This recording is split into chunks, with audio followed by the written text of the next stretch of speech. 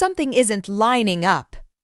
Because when you slow the footage down, when you pull the old posts, when you compare what was said then to what's being said now, the timeline starts to fracture. Publicly, the story has always been clean, simple, almost to perfect. But just now, new details are resurfacing, not from political opponents, not from tabloids, but from someone who was there before the cameras, before the branding, before the marriage that changed everything. Ex-Fiancé. A voice that's been silent for years is suddenly speaking. And the claims being made don't just challenge a narrative. They challenge the foundation it's built on. Because this isn't about one relationship. It's about image. It's about power. And it's about what happens when the past refuses to stay buried. And before we go any further, take a second to like this video, share it, and subscribe to the channel if you haven't already. It helps more than you know and keeps this conversation visible. I also want to hear from you, so drop a comment below with your thoughts as we go, and let me know where you're watching from. Now, let's get into why this story matters, and why these claims are sending shockwaves far beyond just one couple. Welcome back to the channel. And if you're new here, you picked a very intense moment to join us, because what we're covering today is not a finished story. It's an unfolding one.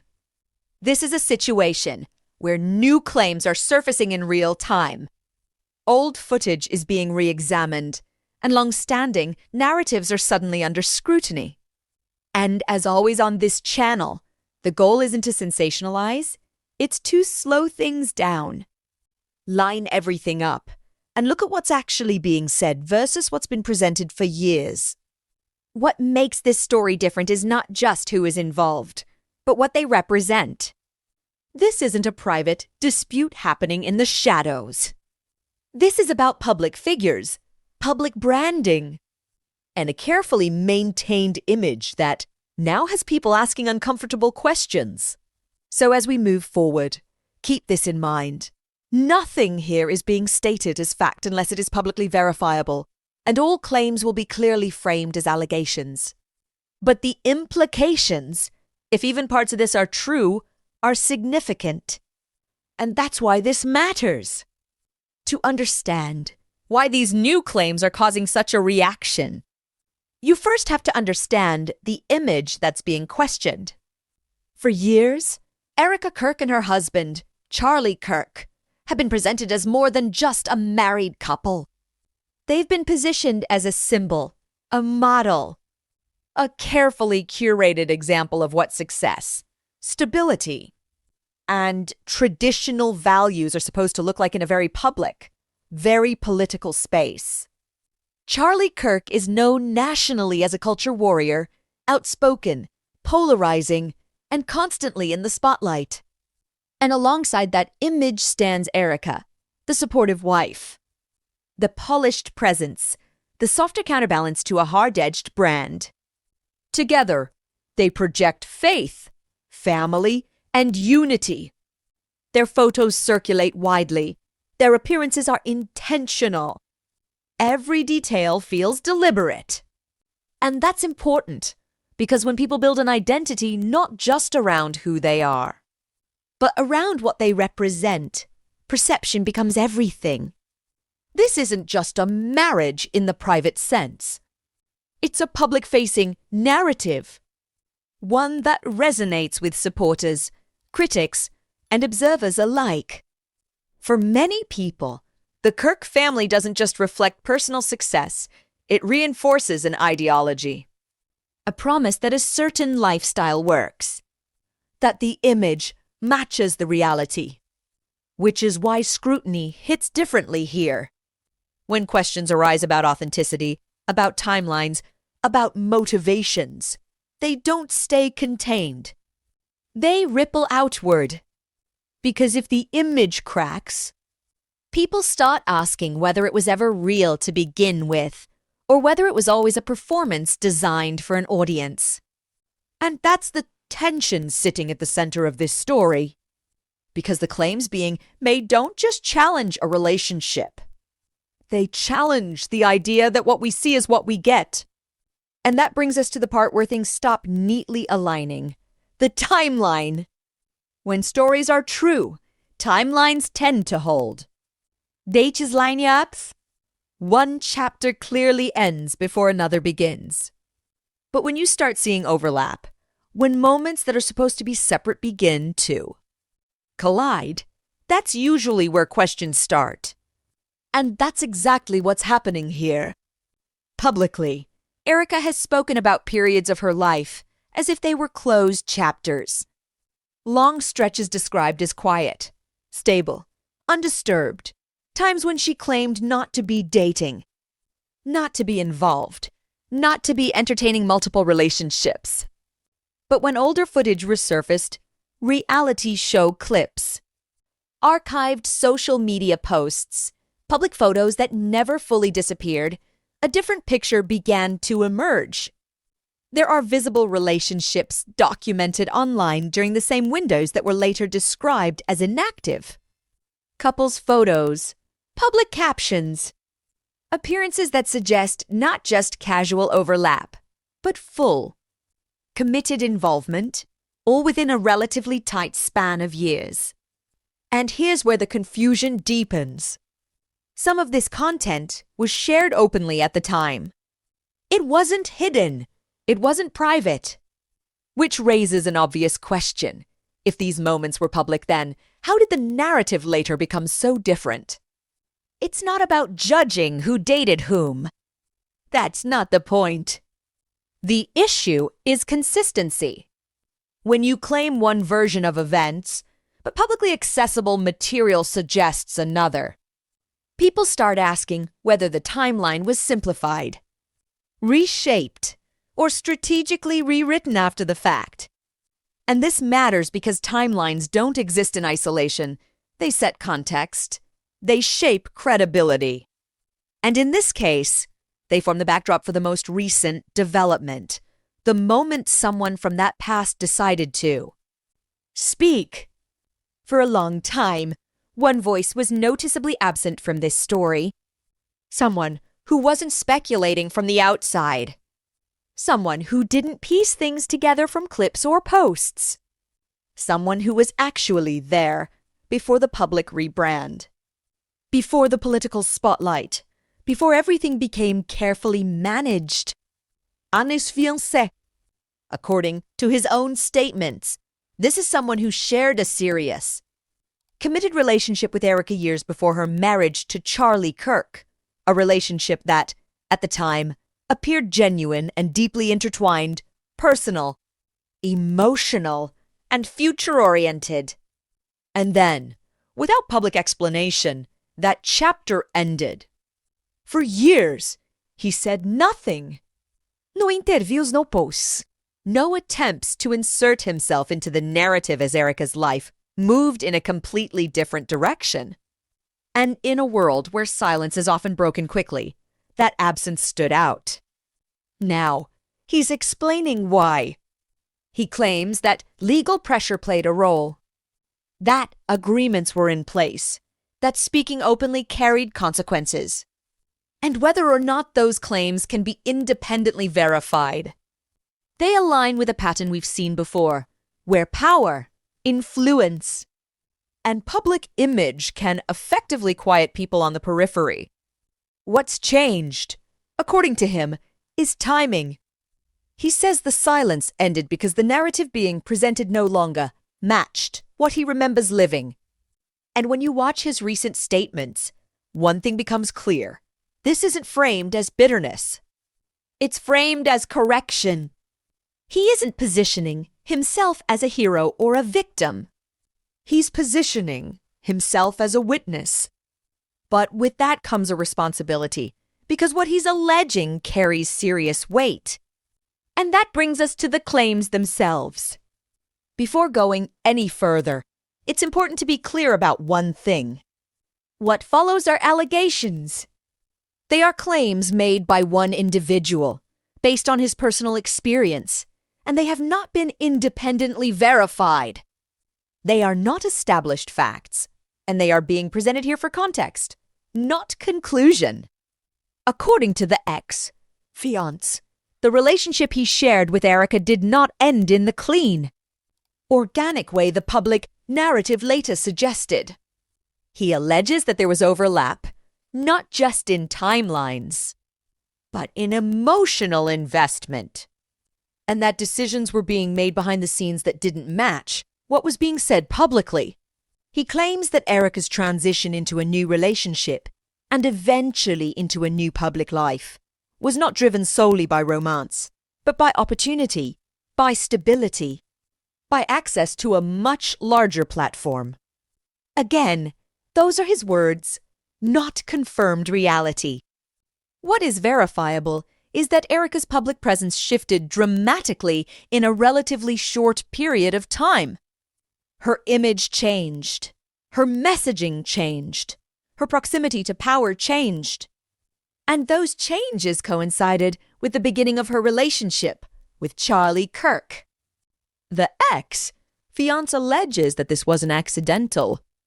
He describes what he calls a transactional dynamic, one where each person benefited from the arrangement. One gained reach, protection, and status. The other gained a polished partner who fit seamlessly into an already powerful brand. To be clear, none of this proves intent. It does not establish motive as fact. But it does introduce a competing explanation for how and why this transformation occurred.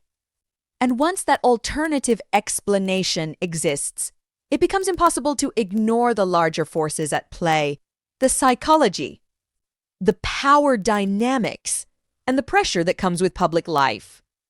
Because relationships don't exist in a vacuum.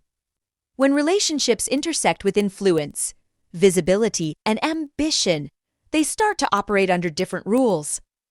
This is no longer just about two people meeting and falling in love in private. It's about proximity to power and what that power can offer, demand, or quietly reshape over time. Public figures don't just manage careers. They manage narratives. Every appearance, every photo, every relationship becomes part of a larger story being sold to an audience. And in that environment, authenticity can slowly give way to performance.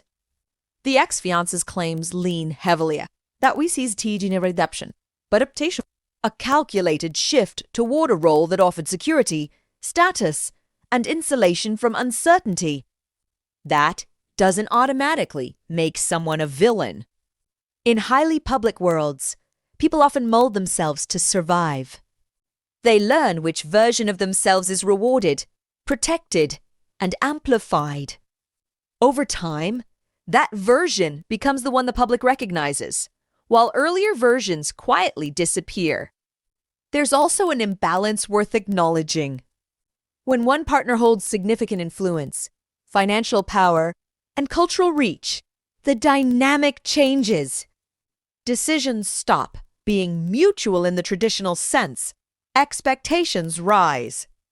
And maintaining the image becomes part of the relationship itself. This is where the concept of a brand maricomizinto play not as a proven real, but as a framework some people use to understand relationships formed under intense public scrutiny. The ex-fiancé suggests that this framework explains what happened, that love became secondary to optics, that personal identity was reshaped to fit an existing mold. Again, that interpretation is subjective. But it resonates because we've seen similar patterns before, not just in politics, but in entertainment, business, and media. And once people recognize the pattern, they start looking for it everywhere. Which is why the public reaction to these claims has been so divided. Once these claims surfaced, the reaction online was immediate and deeply split. On one side, supporters rushed in to defend the image that's been presented for years.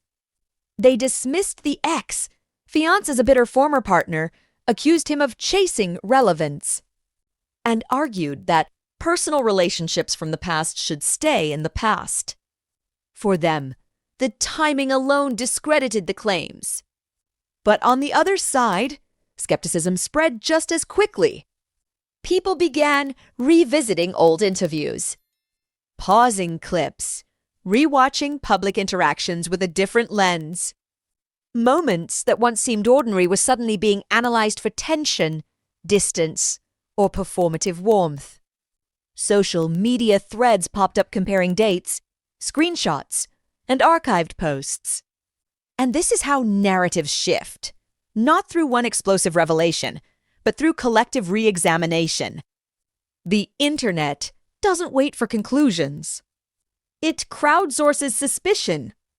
And once doubt enters the conversation, it rarely leaves quietly. What's especially notable is how little this reaction has to do with the ex-fiancé himself. The focus has moved beyond who he is, and onto what his claims represent. The fear that authenticity has been replaced by strategy, and that what is real will really be rehearsed. Which raises the question everyone is now asking. What happens next? At this point, the story sits in a familiar but uncomfortable place, unresolved. Highly visible, and impossible to fully contain. There are a few paths forward, and none of them are simple. One option is silence. Let the noise burn itself out. Avoid amplifying claims by refusing to acknowledge them. For public figures, this is often the first strategy, especially when engaging could legitimize a narrative they don't want to expand. Another possibility is a legal response.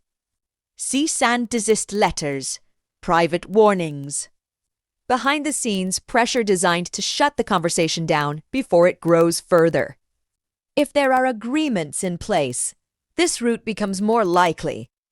And then there's the option of going public, addressing the claims directly, framing them as false, malicious, or misrepresented.